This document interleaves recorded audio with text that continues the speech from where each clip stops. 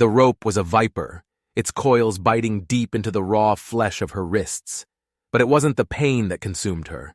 It wasn't the searing cold that stole the breath from her lungs, or the weight of her own body dragging her down. It was the sign. A crude slab of splintered wood nailed to the bent cottonwood tree just above her head. The letters were painted in thick, angry strokes of black tar, ugly and vicious. Indian lover. The words hung in the frozen air, a verdict and a sentence all in one. Her name was Sylvie Carrick, and the men who put her here hadn't bothered to use it. They didn't need to. In their eyes, she had no name. She was only what the sign proclaimed her to be. They had been 4 of them, their faces masked by the coming twilight, and the brims of their hats. But she knew them. She knew the swagger in their walk, the cruel curl of their lips hidden behind scarves. She knew the silver spurs on their leader's boots, the ones that belonged to her own father. The sound of those spurs cutting into the wind as they rode away was the last thing she remembered clearly. Now, there was only the silence of the snow-choked wilderness on the edge of Lakota land. A silence so profound, it felt like the world had already ended and forgotten to take her with it. By morning, a brittle frost had silvered her hair. Her lips were cracked and bleeding, each shallow breath a plume of white that vanished almost instantly. She wasn't sure if she was alive or dead, or just trapped in that gray, frozen space in between. Her body had gone numb hours ago, a blessing she hadn't prayed for, but accepted with a strange sense of detachment. This was it. This was the end of a story she never even knew she was writing. Then, something tugged at the hem of her skirt. It wasn't the wind. It wasn't a man. It was soft, insistent, and utterly baffling. Through eyelids heavy with ice, Sylvie forced herself to look down. Her vision swam, a blurry mess of white snow and dark fabric. The tugging came again, stronger this time. She blinked, a slow, painful motion, and the world sharpened for just a moment. It was a bear cub, no bigger than a large dog, its fur a matted mess of mud and brown. It shivered violently in the cold. It wasn't growling. It wasn't threatening.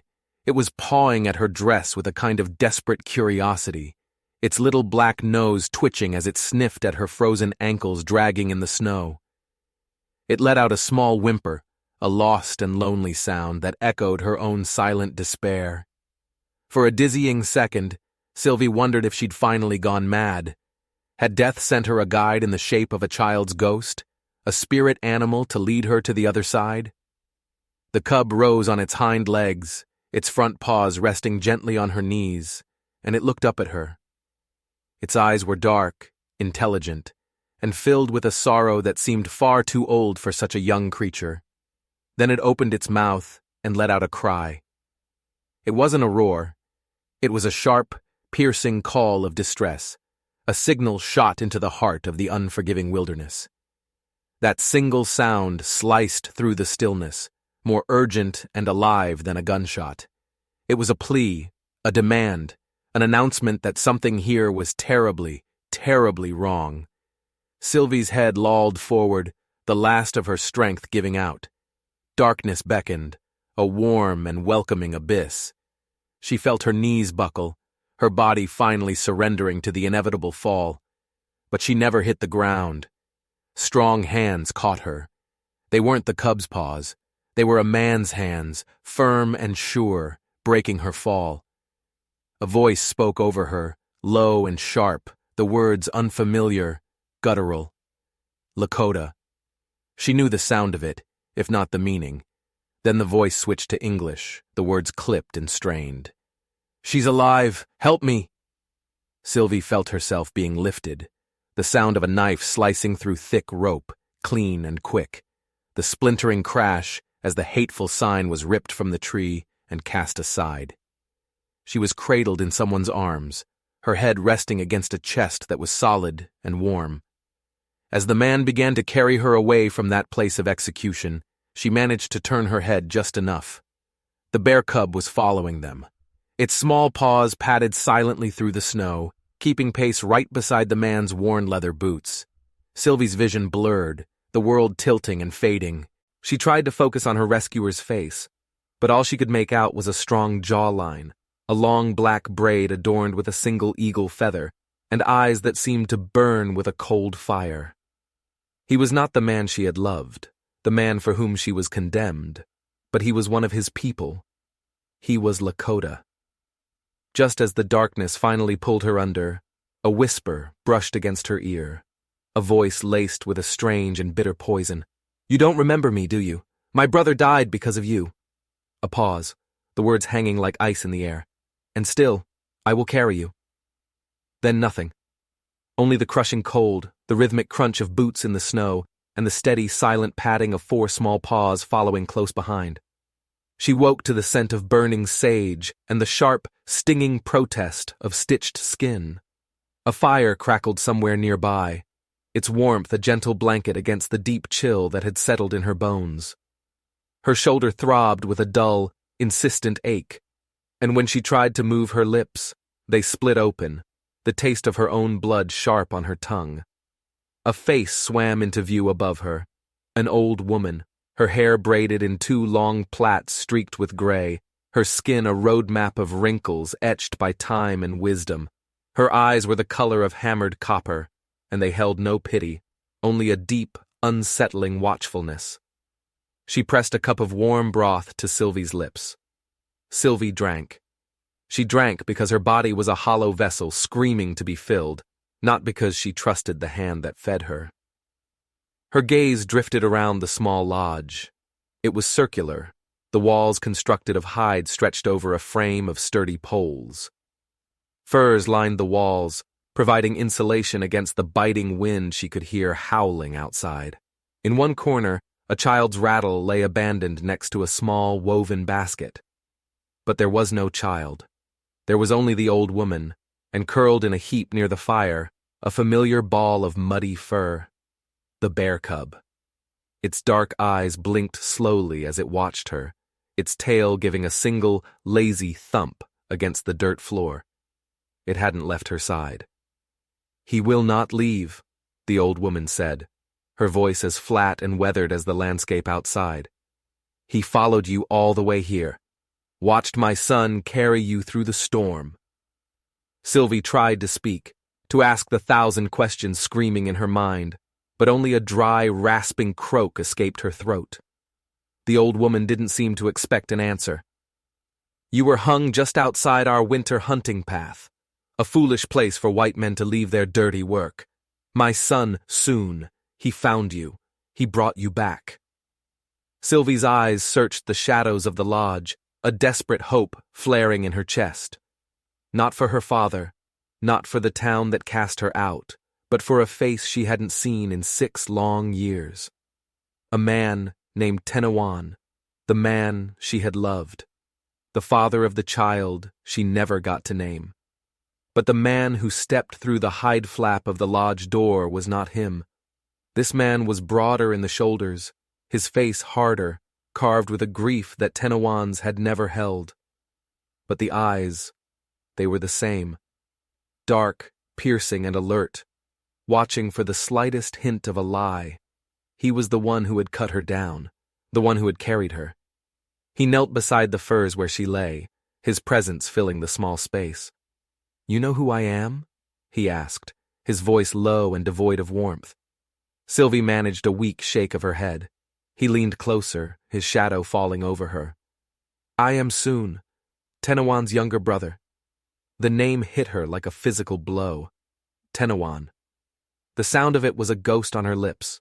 Soon's eyes narrowed, seeing the flicker of recognition, of pain. "You gave him medicine during the fever year," he continued, his tone an accusation. "He told our people you were an angel. He trusted you. And then he died protecting your people from a raid that was never meant to happen. A raid he only knew about because of a message from the fort. A message you helped send." Sylvie closed her eyes, but she couldn't shut out the memory. It was a needle, sharp and poisoned, piercing the fog of her pain. She and Tenawan, hidden in a shallow cave, the air thick with the smell of rain and damp earth. His hand covering hers as she mixed willow bark powder in a tin cup. his voice a low murmur as he whispered her name in his own tongue. Wiyakaluta, Scarlet Feather. And then the letter, the desperate, naive letter she'd sent to the fort commander after Tenawan had left, begging for peace, telling them of a safe passage through the valley, a route she swore the Lakota would not defend if the soldiers simply showed respect. She thought she was building a bridge. She never knew she was handing them a weapon. They had never written back. You saved him from the fever. Soon's voice cut through her memory, raw with a grief that was 6 years old but still bled. And then you betrayed him without ever looking him in the eye again. Sylvie opened her eyes, hot tears spilling from the corners and tracing cold paths through the grime on her temples. I didn't know, she rasped, the words tearing at her throat. I swear to you, I never knew they would use the path I showed them. I thought I was saving lives. A heavy silence fell in the lodge, broken only by the crackle of the fire. Then came a soft, shuffling sound. The bear cub, Ash, had padded over from his spot by the fire. He nudged her hand with his wet nose, then curled up beside her on the furs, laying his head on her arm as if he had done it 1,000 times before, as if he had known her his entire life. Soon stared at the cub, a deep frown creasing his brow. He acts as if you raised him. Sylvie blinked, the tears blurring her vision. A new memory surfaced, this one more recent, more raw. A tiny, shivering creature found in a desolate canyon, its mother a still, silent heap nearby. I did, she whispered, her voice barely audible. Before he vanished last winter, I named him Ash. The room went utterly still. The air grew thick with unspoken questions. Soon's hard expression wavered, a flicker of confusion warring with his deep-seated resentment. He looked from Sylvie's tear-streaked face to the small bear now resting peacefully at her side, a silent, furry testament to a story he was only just beginning to understand. A story far more complicated than a simple tale of betrayal. That night, the lodge was a crucible of silence. Soon sat across the fire from her, his face a mask of stone, saying nothing. He just watched her, his dark eyes probing, questioning, as if trying to decide if the ghost of his brother's love deserved any kindness at all. The old woman, his mother, whose name was Kankuna, or Little Path, moved about the lodge with a quiet grace, her presence a steady, grounding force. She refilled Sylvie's cup with a bitter, healing tea, but asked no questions of her own. The only creature in the lodge who seemed at peace was Ash. The bear cub lay draped across Sylvie's legs, his soft, rhythmic breaths a comfort in the tense quiet. He was a living bridge between two worlds that had collided with tragic force. But Sylvie knew better than to feel safe. The phantom bite of the rope was still on her wrists. The brand of those 3 hateful words was seared not onto the wood, but onto her very soul. Indian lover. A crime they nailed to a tree. She shifted, the movement sending a fresh wave of pain through her shoulder. She looked at the man across the fire, the brother of the man she had lost, the man who had both saved her and condemned her in the same breath. The silence had to be broken. I found Ash in a canyon 2 winters ago, she said finally, her voice still a raw whisper but clearer now. He was half-starved. His mother, she was dead beside him. A hunter's trap. She paused, the memory sharp. I had nothing, just a half-loaf of stale bread and the last few sips of water in my canteen. But I fed him. I kept him warm at night, curled beside me in my bedroll. Soon didn't move, his expression unreadable in the flickering firelight. I was trying to get to Tenawan, she confessed, the words tasting like ash in her mouth. I had heard he was still alive. Soon's head tilted slightly, a silent question. You were pregnant, he stated. It wasn't a question. It was a fact, delivered with the weight of something he had long suspected. Sylvie's breath hitched. She gave a single, sharp nod, unable to meet his gaze. 3 months, she whispered. I thought if I could just get to his people before the first heavy snow. I thought we could be a family. Her voice cracked, the old bottomless grief threatening to swallow her whole. But he was already gone. By the time I reached the trading post, the news of the raid, of his death, it was already old. Soon stood up, the sudden movement making her flinch. He paced the small circumference of the lodge once, his moccasins silent on the hard-packed earth. He was a caged panther, radiating a restless energy that was part anger, part sorrow. He stopped and turned to face her.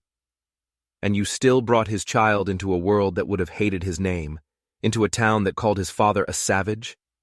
Sylvie's jaw clenched, a spark of defiance cutting through her pain. He didn't survive, she said, her voice flat and cold as a river stone. The winter was too hard, the journey, it was too much for him, and for me. That silenced him.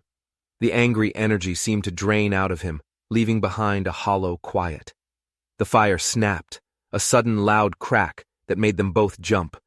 Somewhere outside, a horse whinnied into the vast, dark emptiness. I buried him, Sylvie added, her voice softening, turning inward. I buried my son in that same canyon, near the place where I found Ash. I left a small, flat stone to mark the spot. I carved a sun into it with my knife. Soon slowly lowered himself back down, his posture different now, less confrontational, more somber. His gaze was fixed on the fire, but she knew he was seeing something else entirely. I returned, Sylvie continued, the story pouring out of her now that the dam had broken. I returned to the canyon last week, because I heard a rumor in town. A rumor that white men, surveyors, were moving into the canyon. They were calling it clean land, ready for settlement. Soon's jaw tightened, a muscle flexing in his cheek. It's true, he said, his voice a low growl. They erased the names. They flattened the old markers. They are trying to wipe us from the map, one memory at a time. Then I had to see, she said, her fingers stroking the thick fur on Ash's back. I had to make sure his marker was still there. I didn't know someone was following me from town. My father's men. Soon's gaze fell to the sleeping cub. And he remembered you. Sylvie nodded, a faint, sad smile touching her lips. He found me just before they did. He tried to lead me away, deeper into the woods, but I was too close to the town, too slow. They found us both. She choked back a sob. He got away. I didn't. The hide flap rustled, and Kankuna stepped back into the lodge. She carried a carved wooden bowl filled with something that smelled of juniper and pine. She set it down carefully on the ground between them, a silent offering. Then perhaps, the old woman said, her copper eyes moving from Sylvie to her son, the cub brought you back for more than just warmth. Perhaps he brought you back to finish a story. Neither of them spoke. The truth of her words settled between them, heavy and profound. Just then, Ash stirred. He opened one eye, looked at Sylvie, then shifted his gaze to Soon. He stretched out a single large paw, placing it gently across both of their legs, a furry living bridge connecting two shores of grief. And in the flickering firelight of that Lakota lodge, surrounded by enemies who had become saviors, neither of them moved away. At dawn, the first thing Sylvie saw when she opened her eyes was the sign. He hadn't meant for her to see it, not like this, but Soon had brought it back from the cottonwood tree, and now it leaned against the far wall of the lodge, a silent, monstrous guest. The wood was stained and split, but the crude black letters were still horribly legible. Indian lover. The words seemed to suck the air from the lodge. They were the same words they had chanted, their voices thick with whiskey and self-righteousness, as they hoisted her up. They had laughed as if her agony was a form of justice. Her breath caught in her throat, a strangled, painful sound. Her hand instinctively went to Ash, who stirred beneath her palm, his warm presence the only real thing in a world that had suddenly turned nightmarish again. I was going to burn it, a voice said from the shadows. Soon stepped into the pale morning light, his arms crossed over his chest. His face was grim. But my mother, she said you might need to see it. that a poison must be seen before the antidote can work. Sylvie couldn't tear her eyes away from the wood. It was more than just a sign. It was a physical manifestation of the hate that had nearly killed her. "Did you see who they were?" she asked, her voice hollow. "4 men from the mining camp," he answered, his voice tight. "One of them was the sheriff's nephew, your cousin." Her stomach churned with a nauseous mixture of horror and recognition. Of course.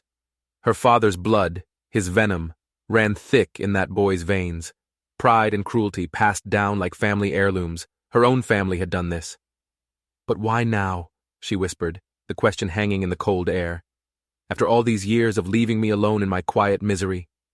Why hang me now?" "Because someone left a letter at the town hall," Soon said, stepping closer to her, his voice dropping. "A letter with your name, a child's name, and a grave location in the canyon." Sylvie's throat closed. She felt the blood drain from her face. "They thought the letter was from you," he continued, his eyes locked on hers. "They thought you were trying to use a half-breed child's grave to lay claim to that land, to give the Lakota a foothold in the canyon." "I never sent a letter," she choked out. "I never told anyone." "I know." Soon crouched beside her, his proximity no longer threatening, but conspiratorial. "It was me," he confessed, the words a quiet explosion in the stillness of the lodge. Her head snapped up, her gaze locking with his. "You?" The story poured out of him then, a torrent of grief and guilt. "Tenowan. He wrote about you, in the old way. He painted your story on a cured hide, kept in the winter lodge. He called you Wiyaka Luta, the woman with gentle hands who sang to the sick when the fever came. My mother found the stories after he died. She told me about you. When the soldiers came later that year and burned our winter camp, we thought it was all lost. All of it." He paused, taking a ragged breath. "But I had saved one. The story of you. I had copied it onto a piece of parchment. I took it back to your canyon, to the place my mother said he loved, and I carved a marker myself, not for the child, but for his memory of you. The letter I left in town, it wasn't to claim land. It was to return his memory to the land he loved, to make sure his story wasn't erased forever." Sylvie covered her mouth with a trembling hand. Tears welled, but this time they weren't tears of pain. They were something else, something more complex. "I thought I was alone," she whispered. "After he died, after I lost the baby, I thought no one in the whole world even remembered we had existed." "Ash did," Soon said simply, his gaze falling to the cub who was now awake and nudging Sylvie's hand. "He stayed in that canyon. Our hunters saw him every winter, always circling that same small patch of ground, a bear protecting a ghost. We didn't know why, not until now." Ash let out a small whine and licked the salt of her tears from her hand. His presence was a certainty, a living link to a past she thought had been buried and lost forever. Just then, Kankuna entered again, her expression urgent. She nodded at Soon. "We need to move. A new snow is coming, a heavy one. But that is not the only storm." Her wise eyes found Sylvie's. "The men from the town. They know she is not dead. They will come looking for the one who cut her down." "Then where do we go?" Sylvie asked, a fresh wave of panic rising in her. "We cannot stay here," Soon said, his voice hard and resolute. "They will track us. They will bring their fight to my people's door. We will not allow that." "Then we take her back," Kankuna said, her voice filled with a surprising strength. "We take her back to the canyon, to where the story began. Perhaps that is where it must also end." Sylvie looked from the old woman's determined face to Soon's grim expression. She looked at the monstrous sign leaning against the wall, and then down at Ash, who looked back at her with eyes that held an uncanny intelligence. The canyon, the place of her greatest love and her deepest sorrow. She nodded, a slow, deliberate movement, a decision made. "I want to bury the sign," she said, her voice finding a new strength. "I want to bury it next to him. Let the land decide what it means." They rode before the sun had fully breached the horizon, a small, desperate party moving against a backdrop of bruised purple clouds. Ash, too small to keep up on his own, was curled snugly in a thick buffalo robe strapped to Sylvie's saddle, his head poking out to watch the world go by. Soon rode ahead, his posture alert, his gaze sweeping the landscape. Cancuna traveled light, perched behind Soon on his painted mare, her face a serene mask as her eyes scanned the trail. Sylvie hadn't traveled this path in 7 long years, but her body remembered it. Every sharp bend in the trail, every gnarled, fallen tree was like a familiar bruise she thought had long since faded. The air grew colder, sharper. The higher they climbed, the closer they got to the canyon. The wind began to bite, and it stung with more than just cold. It stung with memory. The silence between them was heavy, each lost in their own thoughts. Soon was the first to break it, his voice carried back to her on the wind. "Do you want to stop before we enter the canyon?" She shook her head, though he couldn't see it. "No," she called out, her voice stronger than she expected. "If I stop now, I won't be able to move again." The trail narrowed, winding between towering sandstone cliffs that glowed red in the early morning light. This was it. This was the place. The place where she and Tenawan had hidden from the world, where they had carved their initials into the soft rock, shielded by an overhang. The place where they had whispered names for their unborn child, their voices echoing in the sacred quiet. She remembered the way his laughter sounded here, as if the canyon itself held onto the sound, refusing to let it go. They rounded one final sharp bend, and the trail opened up into a small, sheltered basin. Sylvie's breath caught in her throat. She reined in her horse, her heart plummeting. The grave was gone. Not just gone, but obliterated. The earth had been churned up, flattened. The small, sun-carved stone she had so carefully placed was smashed into a dozen pieces, the shards scattered like broken teeth in the dirt. In its place, a single, stark white survey flag fluttered in the wind, a sterile and soulless monument to their conquest. "They came," she whispered, the words a hollow punch to her gut. She slid from her horse, her legs too weak to hold her. Her knees buckled, and she sank to the ground. From his perch on her saddle, Ash let out a distressed whine and jumped down, landing softly in the dirt. He trotted over to the desecrated spot and began to nose at the disturbed earth, whimpering. "They came, and they erased him," Sylvie sobbed, the grief she had held back for so long finally breaking free. "No," a gentle voice said from behind her. Cancuna had dismounted and was now standing beside her, her hand resting softly on Sylvie's shoulder. "They tried, but see?" The old woman pointed to the ground. "The ground remembers." And there it was. Through her tear-blurred vision, Sylvie could see it. A faint, almost imperceptible dip in the earth. It wasn't a hole, not anymore, but it was just enough to mark the shape of where a small body had once rested. The outline was unmistakable.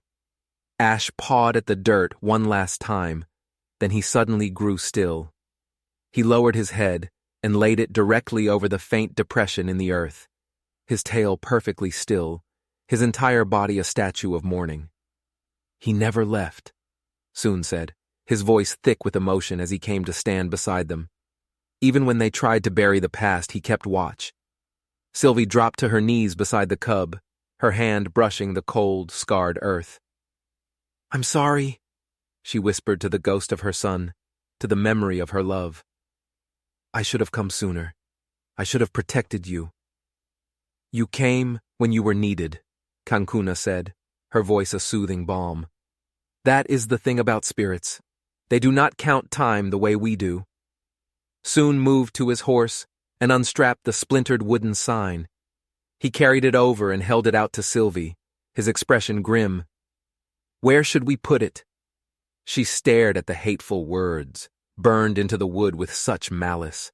For a fleeting moment, she imagined snapping it over her knee, burning it to ash. But that felt too easy. That was an escape. Instead, she began to dig with her bare hands, her fingers scraping against the cold, rocky soil, just beside the resting spot where Ash still lay. When the hole was deep enough, she took the sign from Soon and placed it face down in the earth. "Let it be buried with the truth," she said, her voice clear and steady, "so no one else will ever have to carry it." As she pushed the dirt back over it, Ash looked up, his dark, intelligent eyes meeting hers. He nudged her palm with his wet nose, and Sylvie could have sworn, in that moment, she saw him nod. A gust of wind swirled through the canyon then, soft and strangely warm, wrapping around her like a pair of arms that had never forgotten her. They made camp that night within the protective walls of the canyon, huddled under the same sandstone ledge where Tenawan had once strung eagle feathers to dry in the sun. The fire pushed back the encroaching darkness, but it couldn't warm the chill in Sylvie's soul. She couldn't sleep. She sat staring into the flames, Ash pressed tightly to her side, his steady breathing a comfort against her ribs, a second heartbeat in the vast, lonely silence. Across the crackling fire, Kankuna stirred a pot of pine needle tea, the fragrant steam mingling with the wood smoke. "He said you wore blue," the old woman said quietly, her voice startling Sylvie from her thoughts. "Tenawan. In his stories, he always said the woman who sang to him in his dreams wore a blue dress and smelled of lavender." A ghost of a smile touched Sylvie's lips, her eyes glassy with unshed tears. "I used to keep dried lavender tucked in my sleeves," she whispered. "My mother grew it. It was the only thing that could cover the smell of fear when we were running, when we were hiding." Kankuna nodded slowly, her wise eyes reflecting the firelight. "He carved you into his stories, so that you would not be lost. He called you Anpetuwi, Sky Wife, because he said your eyes held the color of the sky just before a winter storm." Sylvie blinked hard, a single tear escaping to trace a path down her cheek. "I didn't know," she murmured. "I didn't know he still thought of me. I thought my memory died with him. He never forgot." The voice came from the shadows beyond the firelight. Soon emerged, his face somber, his steps silent on the sandy ground. "He came to me in dreams, too, when I was just a boy, after he was gone. He told me a story about a bear spirit that would one day guide me to a woman with a broken name. He said I would know her by the way her eyes carried winter." Sylvie looked up at him, her heart aching. "Do my eyes carry winter?" Soon's expression was serious, his gaze unwavering. "They carry everything," he said softly. Suddenly Ash grunted and stretched his legs, then froze. His entire body went rigid, his ears perked, his head cocked toward the mouth of the canyon. A low, guttural growl rumbled in his chest. It was not a sound of playfulness or warning. It was a sound of imminent danger. "What is it?" Sylvie asked, scrambling to her knees, her hand on the cub's back. "Smoke," Kankuna said, her head lifted, her nostrils flaring. "I smell smoke on the wind, wood smoke, and horses." Soon was already moving, melting into the deeper shadows at the canyon's entrance. He was gone for only a minute, but it felt like an eternity. When he returned, his face was a grim granite mask. "Riders," he said, his voice a harsh whisper. "A posse from the town. I saw the flicker of their lanterns against the far wall. They're coming this way." Sylvie's chest tightened, a cold dread creeping up her spine. "They found us. Someone must have followed our tracks," Soon surmised. "Or the sheriff's nephew remembered which way I rode when I cut you down." Ash bolted from her side, scrambling up a high rocky ledge overlooking the canyon trail. He stood there, a small, dark silhouette against the star-dusted sky, and snarled at the approaching threat. "No," Sylvie whispered, chasing after him. "Ash, no, come back, stay with me." But he didn't listen. He stood on his high perch, watching the orange glow of the lanterns grow brighter as they advanced. Then he threw his head back and howled. It was not the cry of a cub. It was a sound that was ancient and wild and filled with a sorrowful fury, a sound that echoed off the canyon walls and seemed to shake the very stones beneath their feet. Soon grabbed her arm, his grip firm. We have to go, now. There's another trail, a hidden one that winds up behind the canyon. It's steep, but it leads to the sacred caves. If we take it now, we might reach them before they find this camp. What if they follow us? Sylvie cried, her heart pounding against her ribs. Then let them follow, Cancuna said, already hoisting her bag onto her shoulder, her face a study in calm resolve. But let them find only bones and stories and the spirit of this land rising up to meet them. Sylvie looked back at the disturbed patch of earth, at the buried sign, at the place where her love and her child and her hope all rested. A part of her wanted to lie down right there and let the world end. I can't run again, she whispered, her voice breaking. Then don't, Soon said, his voice surprisingly gentle. He took her hand, his calloused palm warm against her cold skin. This isn't running. This is returning. Ahead of them, Ash bounded down from his ledge and started up the steep, narrow path, pausing just once to look back at them, his eyes glowing in the firelight. And again, in those dark, intelligent eyes, Sylvie saw it. Not just animal instinct, but recognition. Purpose. He's showing us the way, she said, a sense of awe cutting through her fear.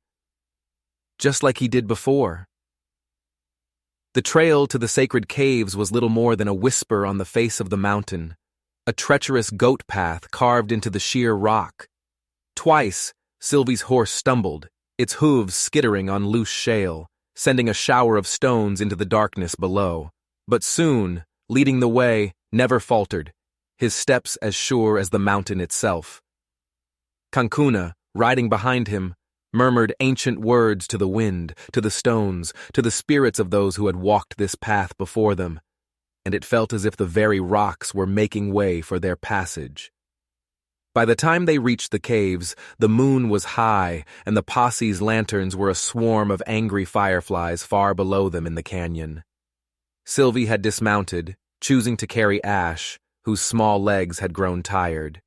He didn't protest, but rested his head against her chest like a child who was too brave to admit his fear.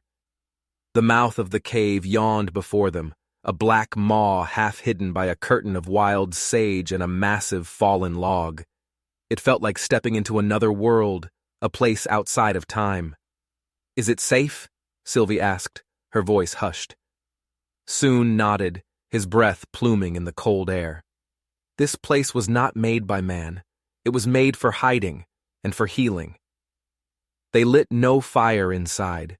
Soon produced a single, tightly wrapped torch, and its soft, flickering light was just enough to push back the oppressive dark. The light danced across the stone walls, painting them with moving shadows.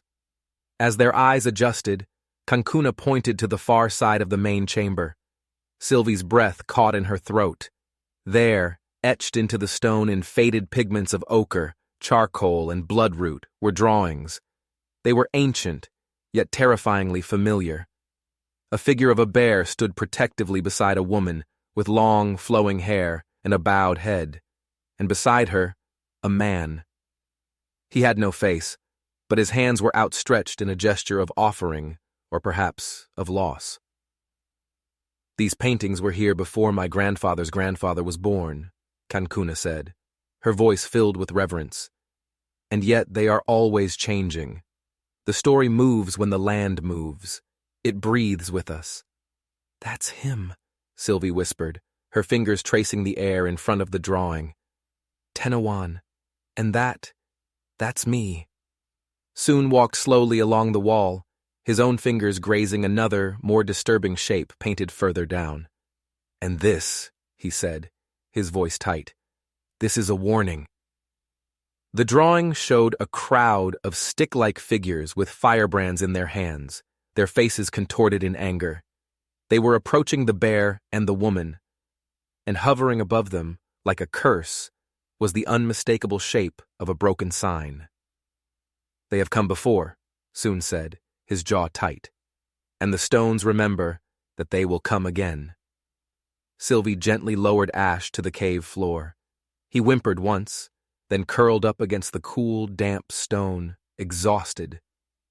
If they find us here, Cancuna said, her voice echoing in the vast chamber, then we show them the truth of this place, or we vanish into it. Sylvie took a long, steadying breath. The cave smelled of damp earth and old sorrow, but beneath it all, she could smell something else. Lavender, faint, ghostly, like a memory carried on the wind. She reached into the satchel slung over her shoulder and pulled out a wadded bundle of cloth. It was the dress she had been wearing when they hanged her, tattered, stained, and reeking of fear. She spread it out on the dusty ground.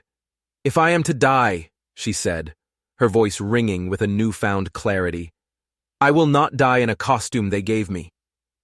With a fierce determination, she began to tear the cloth, ripping it into long strips, then tearing those strips into smaller pieces until nothing of its original shape remained.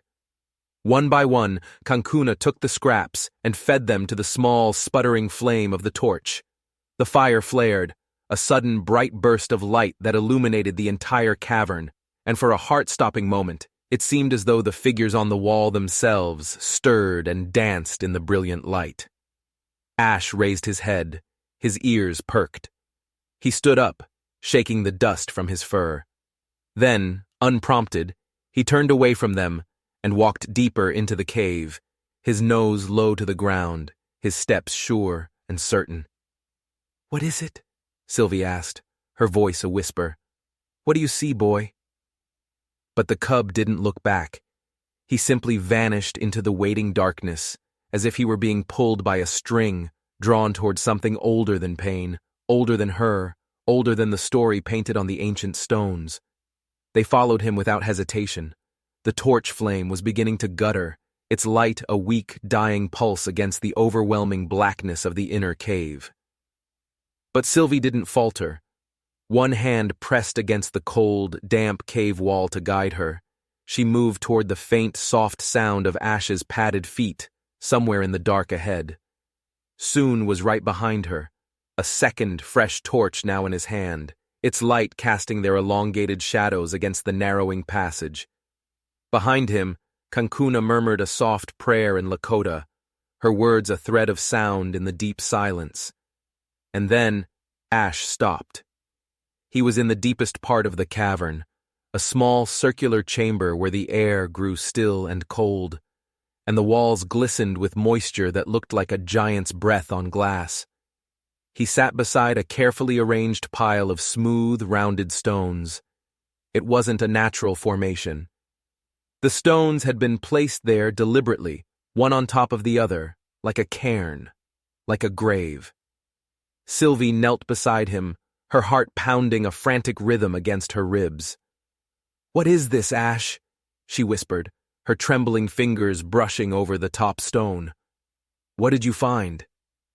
They weren't just random rocks. They were river stones, worn smooth by water and time. She began to lift them away, one by one, her hands shaking so badly she could barely hold them. Beneath the first layer of stones, she found a layer of packed, dry earth, and beneath that, something wrapped in oilcloth.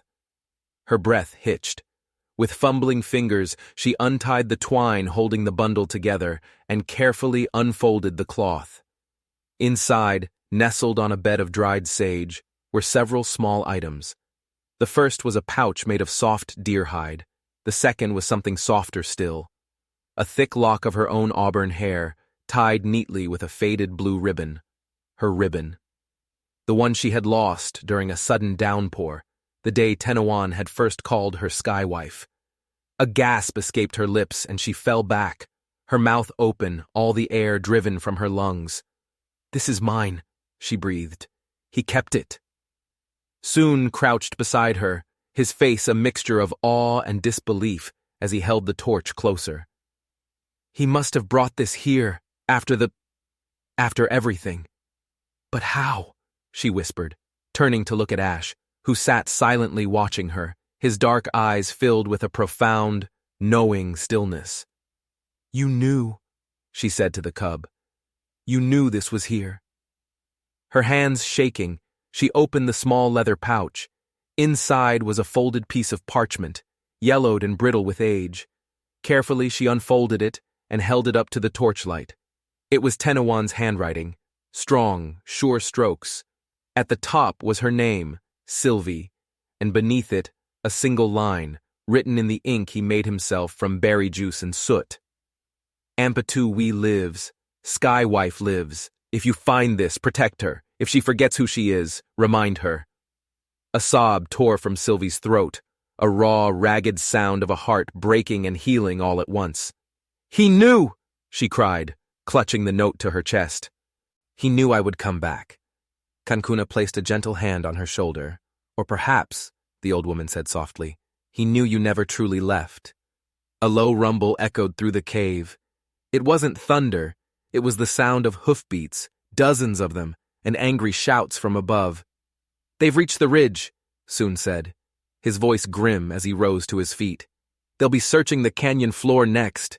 It won't be long before they find the cave entrance. Sylvie clutched the precious items, the ribbon, the pouch, the letter, and quickly placed them back into her satchel.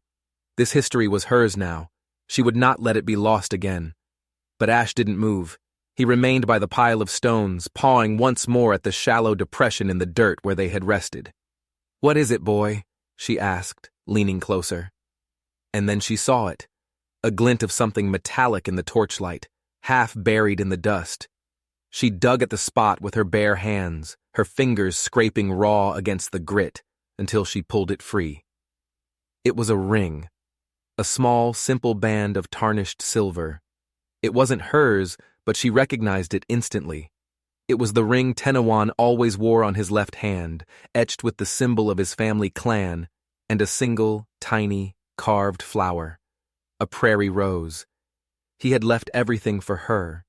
He had buried his memories here, in the heart of the sacred mountain, a secret testament to a love they thought they could destroy.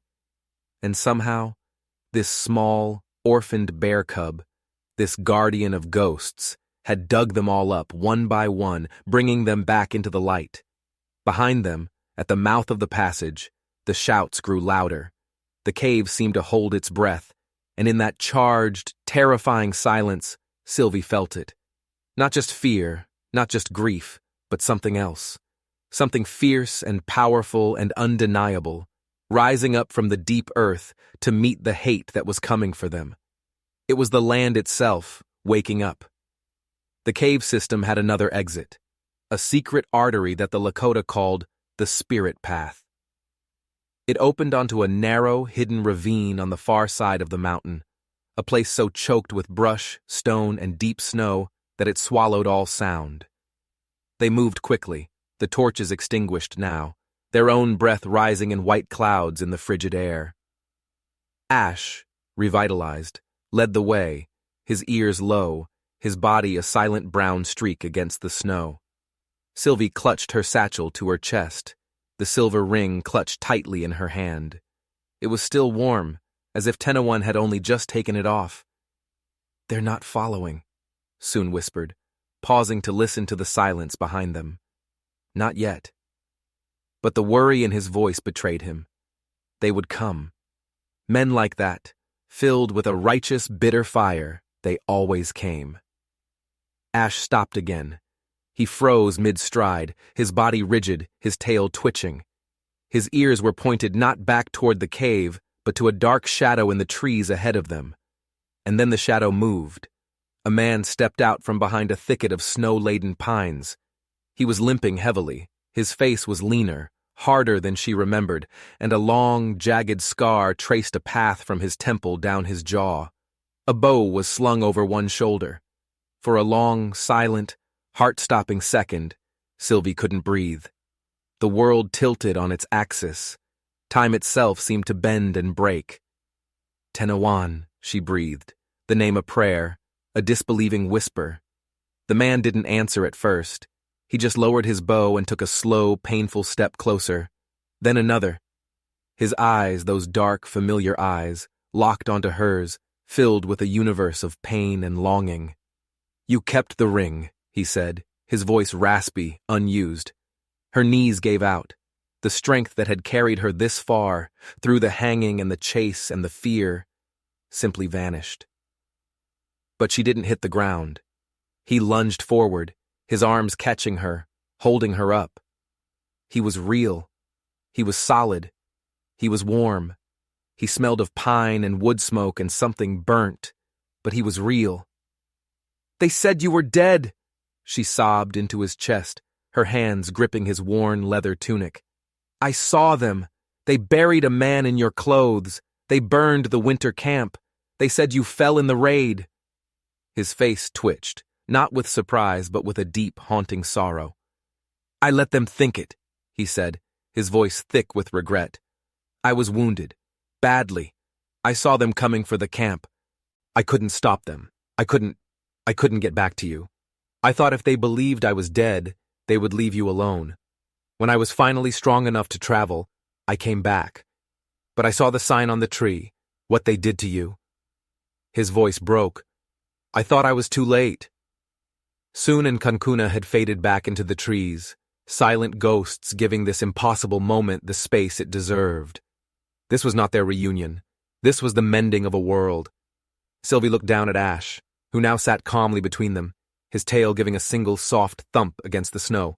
"He saved me," she said, her voice thick with tears. He remembered what I had forgotten.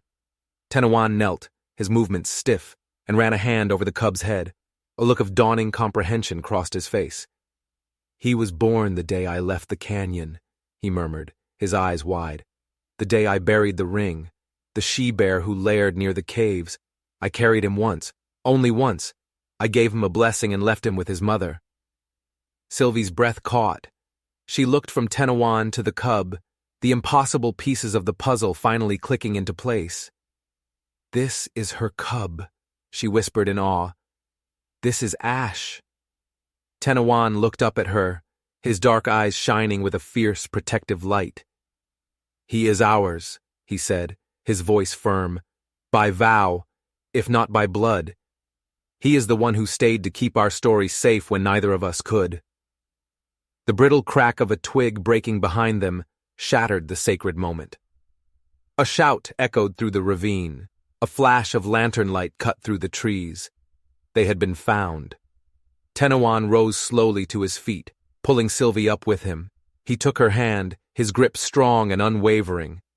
"If we run now," he said, his voice ringing with a new and powerful resolve, "we lose this ground forever. This story stays buried. But if we stay, if we face them, we show them what survived their hate." He looked into her eyes, and she saw not the ghost of the man she had loved, but the warrior he had become. "Come," he said. "There is a place, the cliff that overlooks the town. If they want to pass judgment, let them finally do it while looking us in the eye." Ash barked once, a sharp, clear sound of agreement, then trotted ahead, leading the way up the rise as if he already knew the path, and this time Sylvie followed without an ounce of fear. She was not running from a ghost anymore, because the past that had once been buried and lost was now walking right beside her. They stood on the edge of the cliff as the sun broke over the jagged peaks, its golden light slicing through the frost-bitten clouds like a holy sword. Below them, in the muddy main street of the town, the people gathered, drawn by the posse's return and the impossible sight on the ridge above. The preacher, the sheriff, her own father and cousins, the men who had strung her up and left her for dead. They were all there, their faces upturned, pale and shocked in the morning light. Sylvie didn't flinch. She felt no fear. She wore Cancuna's beaded shawl over her shoulders, carried Tenawan's ring in her pocket, and her hair was no longer a tangled mess, but braided in the Lakota way Cancuna had shown her, tight, proud, warrior-born. Tenawan stood beside her, his bow slung across his chest, unthreatening but present. He had nothing left to prove, only to show. And at Sylvie's feet, Ash sat, his gaze fixed on the crowd below, as steady and implacable as judgment itself. A man below shouted, "That's the Savage's cub!" Another added, his voice dripping with venom, she was supposed to be dead. But then the town judge, a man known for his harsh sentences, stepped forward. He held up his bare hands, not in surrender, but to command silence. "We saw the sign we left," he called out, his voice carrying on the still morning air. But we also saw the bear. A murmur rippled through the crowd, whispers of the strange cub who had pulled at her dress instead of tearing at her flesh. Whispers of how it had cried out, how it had guarded her body even as she hung lifeless, how it had led her rescuers to her side. That wasn't a beast acting, someone muttered near the front. That was a message. Tenowon took one step forward, his voice clear and even, devoid of anger. "We are not your shame," he called down to them. "We are what you left behind when you chose to listen to your fear instead of your hearts." "You ran!" one of her cousins shouted, his face red with fury. "You abandoned her! You let her hang for what you did!" "And she lived," Tenowon replied, his voice a powerful counterpoint. "She lived long enough for the truth to find her. She lived long enough to be reminded of who she truly is." Now it was Sylvie's turn.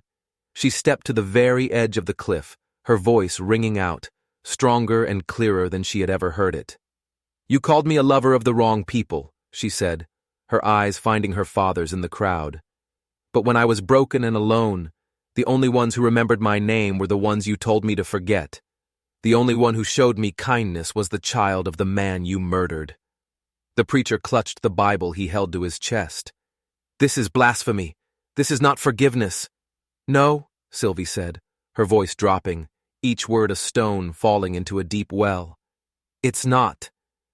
She reached into her satchel and pulled out the splintered, hateful sign. It was cracked now, its edges charred from the torch fire, but the words were still there. She held it high for all of them to see. "You left this to be my epitaph of shame," she declared. "I am keeping it to be your monument to truth." Without another word, she turned, and with a piece of rope soon provided, she tied the sign firmly to a gnarled cedar post that stood at the cliff's edge. She did not nail it in anger. She secured it with purpose, leaving it there not as a punishment, but as a permanent marker, a story that could no longer be erased, torn down, or buried. Behind her, Tenowon placed a hand on her shoulder. Ash curled his warm body against her leg. And below, the town did not cheer. They did not apologize. They did not fall to their knees in repentance. But they did not move forward either. They simply stood, silent and shaken, forced to look at the ugliness they had created, now displayed for the world to see. Sometimes, silence is the first, most difficult step toward change. As the sun climbed higher, a cold wind swept up from the canyon, carrying with it one last faint whisper. Maybe it came from the caves.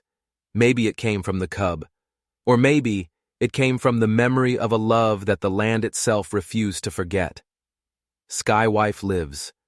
And this time, standing tall in the morning sun, she remembered it all on her own. If you were moved by Sylvie's journey of survival and truth, please don't forget to like this video and subscribe to our channel for more stories of the Forgotten West. And let us know in the comments, if you had seen that small bear cub tugging at her dress, would you have understood what it was trying to say?